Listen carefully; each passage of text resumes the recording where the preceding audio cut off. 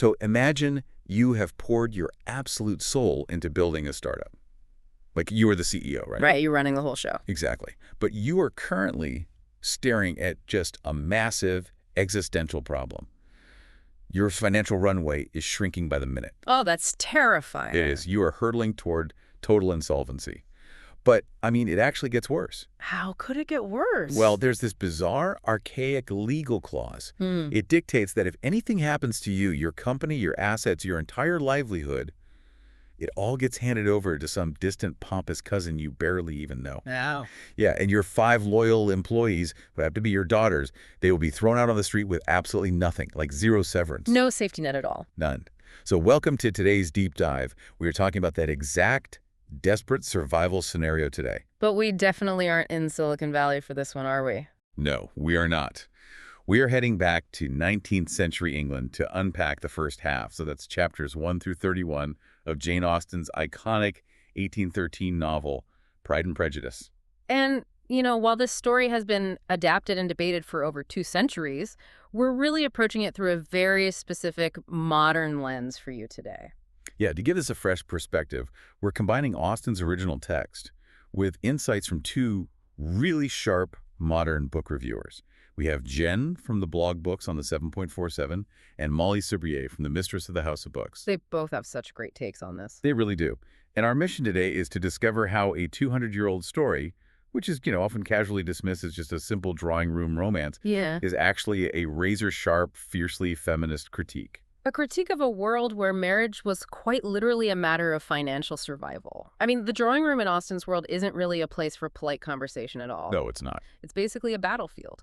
Okay, let's unpack this. And we really have to start with what is arguably the most famous opening line in the entire English language. Oh, we know the one. Right. It goes, "It is a truth universally acknowledged that a single man in possession of a good fortune must be in want of a wife." It is just an absolute masterclass in It sarcasm. really is. Because, as reviewer Jen points out, this single sentence perfectly sets up the twisted societal expectations of the era. The rich men hold all the cards. Yeah, they dictate the terms. Exactly. But reviewer Molly Sobrier, she flips that perspective in a really compelling way in her analysis. What does she say? Well, she notes that while a wealthy man might simply want a wife to, manage his estate or provide an heir, a woman in the 19th century desperately needed a husband. Want versus need. That is a huge distinction. Right. It wasn't about finding a soulmate for these women. It was the only socially acceptable mechanism to avoid lifelong financial ruin. Which brings us right back to our startup analogy. The Bennet family is in completely dire straits. Yeah. You've got Mr. and Mrs. Bennet, and they have 5 daughters. Jane, Elizabeth, Mary, Kitty, and Lydia. Yes, all 5 of them. And their estate, Longbourn, is what they call entailed. Right. And if we connect this to the bigger picture, we really should pause and examine the actual mechanics of an entailment. Yeah. Because it's the engine driving the panic of the entire novel. Yeah, how did that actually work?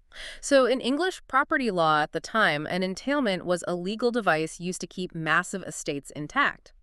Instead of chopping up the land and the wealth among various children or, daughters, the law dictated it had to pass whole to a single male heir. Oh, wow. So because the Bennets only had daughters, Mr. Bennet's death essentially means the clock just runs out. Precisely. His wife and 5 girls get absolutely nothing. They lose their home, their income, their social standing, literally everything. I mean, it completely changes how you look at the character of Mrs. Bennet, doesn't it? It really does. Traditionally, she's read as this highly annoying, brash, obnoxious woman, right? Yeah, she won't stop screeching about getting her daughters married. Exactly. But Jen's review makes a super crucial point here. Mrs. Bennet acts this way for a very good reason. Because she's terrified. Yes. She is the only person in the family who seems to fully grasp the sheer terror of their economic reality. So when a wealthy young bachelor named Mr. Bingley rents the nearby estate of Netherfield Park, she completely loses her mind. Oh, she goes into full hustle mode. Because he represents a lifeline. Finding a wealthy husband isn't a romantic fairy tale for her. It's that vital venture capital funding. Right. If she doesn't hustle, if she doesn't relentlessly push her daughters into the spotlight, they will literally be destitute. And Austen is using this intense economic pressure cooker to dictate the terms of every single social interaction in the novel. Every single one. A dance isn't just a dance. Right. A dinner party isn't just a meal. Every casual walk into town is loaded with this unspoken clawing desperation. It's a highly competitive, ruthless market. And the currency they are trading is basically social status and physical appeal. Yeah, and we see that market in full swing at the Meryton Assembly Ball. Oh, the famous ball. This is where the Bennet sisters essentially have to make their big pitch to the investors. That's a great way to put it. So Mr. Bingley arrives. And he is basically a golden retriever in human form, right? Oh, totally. He's amiable, he dances with everyone, and he immediately zeroes in on the eldest Bennet sister, Jane. He thinks she's the most beautiful creature he's ever seen. But Bingley doesn't arrive alone. He brings this small entourage with him. Right, and that includes his friend, Mr. Fitzwilliam Darcy. And Darcy instantly commands the attention of the entire room, not just because he's tall and handsome, but because of the rumor that he has an income of £10,000 a year. Which, to put that in perspective for you, means he is basically a billionaire in this ecosystem. He is the ultimate prize. I mean, within like half the evening, the entire town decides they absolutely despise him. Oh, they hate him. He is deeply aloof. He refuses to be introduced to anyone outside his own party, and he completely refuses to dance. Which leads directly to the inciting incident for our protagonist, Elizabeth Bennet. Yes. So Bingley tries to get Darcy to dance, right? And he points out Elizabeth, who is sitting out just because there aren't enough men to partner with. And what does Darcy do? He looks her over and coldly states, loud enough for her to actually hear him, that she is, quote, tolerable, but not handsome enough to tempt me. I mean, just a brutal, completely public rejection. It could have totally humiliated her. It would have ruined most people's night. But instead of running off to cry, Elizabeth does something really extraordinary. She goes straight to her friends, tells the story with this great spirit, and just laughs about it. She just completely refuses to be crushed by his snobbery. And this reaction ties directly into reviewer Jen's analysis of the book's title, doesn't it? It does, because in 1813 high society, reputation is quite literally everything. So prejudice, meaning society forming a negative preconceived opinion of you that can ruin your standing forever. Right, but pride is a very precarious balancing act. Exactly. Jen notes that having too much pride makes you arrogant and isolated, like Darcy. But having too little pride means you just get trampled by the machinery of this society. So Elizabeth has to maintain this fierce internal pride just to survive the prejudice of others. And we actually see the physical manifestation of Elizabeth's rebellious pride shortly after the ball. Oh, the walking scene. Yes. So Jane goes to visit Netherfield, gets caught in the rain on horseback, and falls seriously ill. And Elizabeth doesn't even wait for a carriage to be arranged. No, she walks 3 miles, crossing muddy fields and literally jumping puddles to get to her sister. She arrives with a face glowing with exercise. And a petticoat that Bingley sisters gleefully point out is 6 inches deep in mud. They are absolutely horrified by her. They call it a country town indifference to decorum. They think she looks wild and completely unmarriageable. But look at Darcy's reaction in that moment. He actually finds himself strangely captivated. Wait, really? After he insulted her? Yeah. He admits his admiration was sparked by her fine eyes, which he notices were brightened by the exercise. It's this brilliant juxtaposition. Oh, I see. Elizabeth completely ignores the strict, oppressive rules of upper-class behavior out of genuine love for her sister. Exactly. And ironically, her refusal to play the high society game is the exact mechanism that makes Darcy start paying attention to her. She's operating totally outside the accepted social currency. But, you know, here's where it gets really interesting. Tell me. I want to push back on the traditional view of Darcy as just a villainous snob at this point in the story. Yeah, Let's think about his reality. He makes $10,000 a year. Could his extreme pride and his refusal to dance at the assembly, could that actually be a defense mechanism? Oh, like he's putting up a wall? Yeah. He is constantly surrounded by people like Mrs. Bennet, who are aggressively, transparently trying to extract his wealth for their own survival. That makes a lot of sense. Is he just protecting himself from this relentless, financially motivated matchmaking? You're hitting on the exact ambiguity Austen masterfully constructs. We are primed to hate Darcy. And Austen really doubles down on this by introducing Mr. George Wickham. Ah, Wickham, the charming, incredibly handsome new soldier in town. And he immediately zeroes in on Elizabeth. Of course he does. And he tells her this tragic sob story, right? About how he grew up with Darcy and how Darcy's late father promised Wickham a living. No, we should quickly clarify what a living actually is in this context, because it's not just a casual job offer. Right, it's a big deal. A living was a guaranteed lifetime income attached to a position as a clergyman on a wealthy estate. So it was massive financial security. Huge. And Wickham claims that out of pure malicious jealousy, Darcy denied him this promised living and ruined his life. And Elizabeth, who already harbors a deep prejudice against Darcy because of his insult at the ball, she just swallows this story whole. It perfectly validates everything she already dislikes about him. Exactly.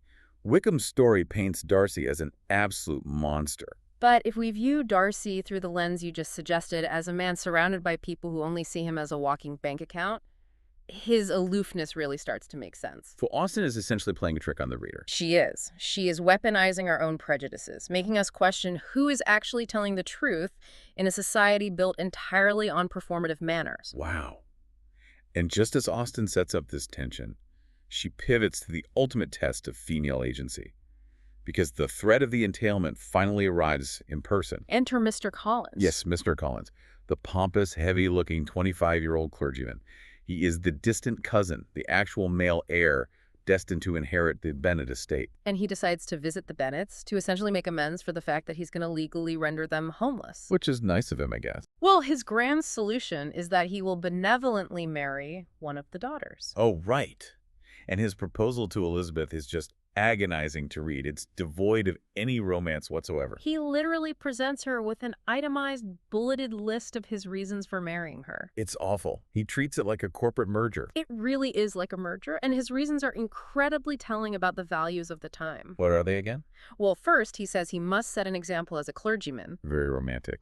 Right. Second, it will add to his own happiness. No mention of hers, of course. None. And third, which he makes clear is his most important reason. His patroness, the extremely wealthy Lady Catherine de Bourgh, told him he needed to find a wife. Notice how Elizabeth's actual feelings aren't on the list at all. Nope. So when Elizabeth firmly refuses him, he simply brushes it off. He pompously dismisses her rejection as the usual practice of elegant females, right? To reject a man the first time just to increase his suspense. He doesn't even view her as an autonomous person capable of making a real decision. So Elizabeth has to forcefully demand to be treated not as some game-playing elegant female, but as a rational creature speaking the truth from her heart. And Molly Sabria's review really zeroes in on the magnitude of this scene. From a feminist perspective, this is an earth-shattering moment of female power. It really is. Women across England likely rejoiced when reading Elizabeth taking her future into her own hands here. By rejecting Mr. Collins, she is rejecting absolute, guaranteed financial security. All for the sake of her personal integrity and independence. Yeah, and Molly also points out a fascinating piece of historical trivia. Austen herself once accepted a proposal of marriage from a wealthy man. Oh, I didn't know that. Yeah, only to turn around and reject him the very next morning. Austen intimately knew the agonizing weight of this pressure.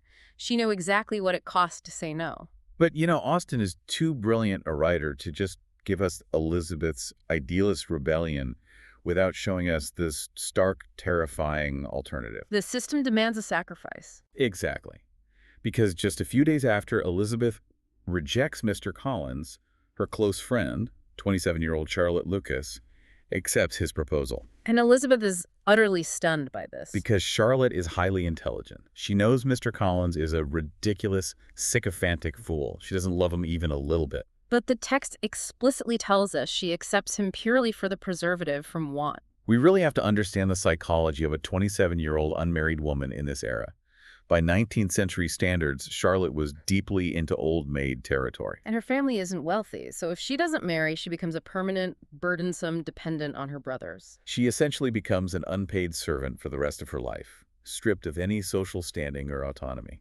Think about it like this for a second. Imagine you are offered a completely soul-crushing, miserable corporate job, working for a deeply incompetent boss that you despise. Okay, that sounds awful. It is, but the job offers world-class health insurance, a guaranteed pension, and a house. In an economy where the alternative is literally starving on the street, Taking that job isn't a sign of weakness in that case. No, it's a calculated survival tactic. That is the perfect modern lens for Charlotte. She is acutely aware she is trading her day-to-day emotional happiness for long-term physical security. She flatly tells Elizabeth, "I'm not romantic. I ask only a comfortable home."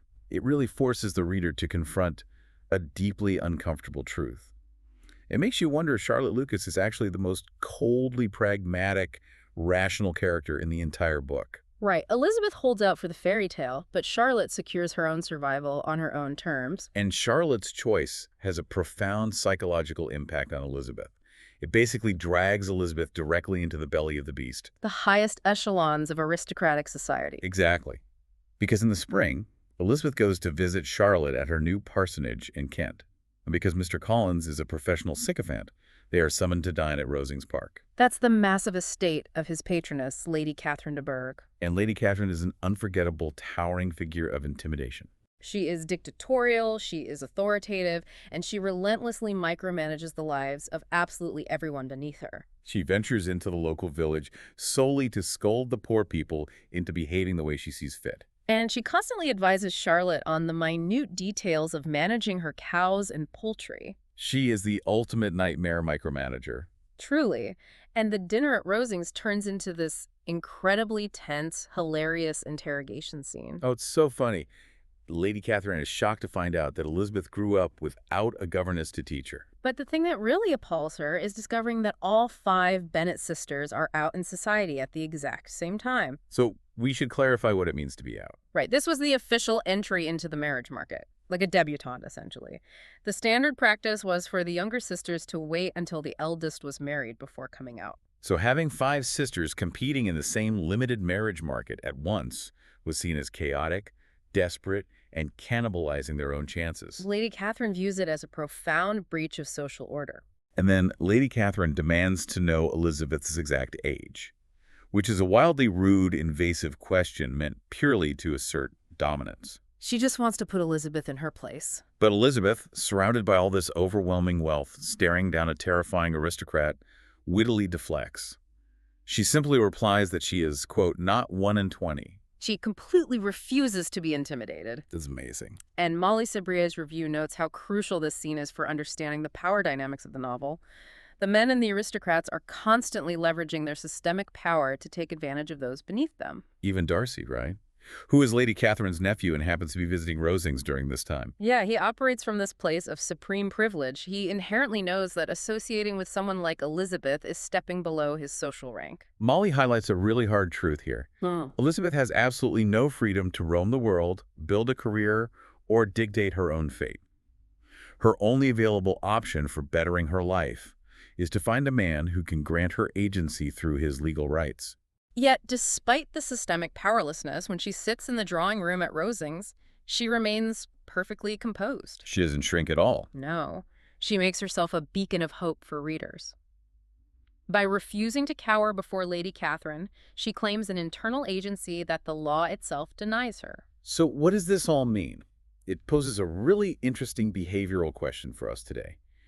Does extreme wealth in Austen's world basically buy you the right to abandon polite society's rules entirely? I mean, it seems like it. Lady Catherine demands the strictest decorum from every single person around her, but she feels completely entitled to pry into Elizabeth's private life and just hurl insults. Well, Austen is brilliantly demonstrating that polite manners are often just a cage built specifically for the middle and lower classes. Oh, that's a great point. The ultra-wealthy, like Lady Catherine, they can afford to be as boorish, rude, and intrusive as they like because everyone else relies on their patronage to survive.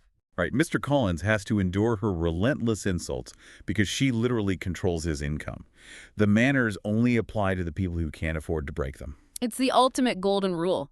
Whoever has the gold makes the rules. We've unpacked the first half of this masterpiece today, and hopefully we've shown you that Jane Austen's work is far from a dusty, archaic textbook about people politely drinking tea in corsets. Far from it.